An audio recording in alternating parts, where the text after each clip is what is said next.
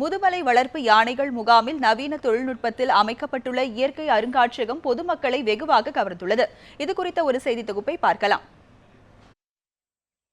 சுற்றுலா மாவட்டமான நீலகிரியில் சுமார் 321 சதுர கிலோமீட்டர் பரப்பளவில் முதுமலை புலிகள் காப்பகம் அமைந்துள்ளது. இந்த காப்பகத்தில் உள்ள யானைகள் மற்றும் புலிகள் உள்ளிட்ட காட்டு விலங்குகளை காண தினமும் நூற்றுக்கணக்கான சுற்றுலா பயணிகள் வந்து செல்கிறார்கள். மேலும் சுற்றுலா பயணிகளை கவரும் வகையில் அங்குள்ள வளர்ப்பு யானைகள் முகாம் அமைந்துள்ள பகுதியில் சுமார் 50 லட்சம் ரூபாய் செலவில் இயற்கை பள்ளி என்ற பெயரில் நவீன அருங்காட்சியகம் ஒன்றும் அமைக்கப்பட்டுள்ளது. காட்டு விலங்குகளான யானை, காட்டெருமை உள்ளிட்ட விலங்குகளும் பல பறவை இனங்களும் தத்ரூபமாக வடிவமைக்கப்பட்டு காட்சிக்கு வைக்கப்பட்டுள்ளன.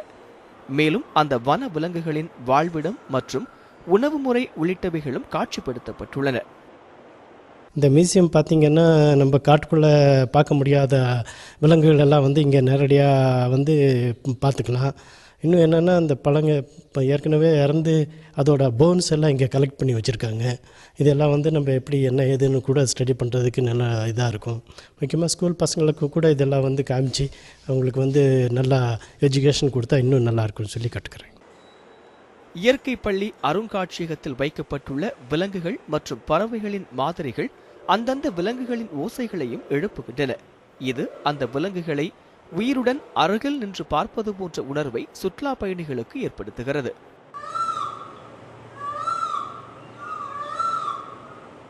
இது மட்டுமின்றி புலி, மான், வரையாடு போன்றவைகளின் தோல்களும் இறந்த சிறுத்தை, யானைக்குட்டி, கரடி, காட்டுப்பன்றி போன்றவைகளின் உடல்களும் பதப்படுத்தப்பட்டு காட்சிக்கு வைக்கப்பட்டுள்ளன.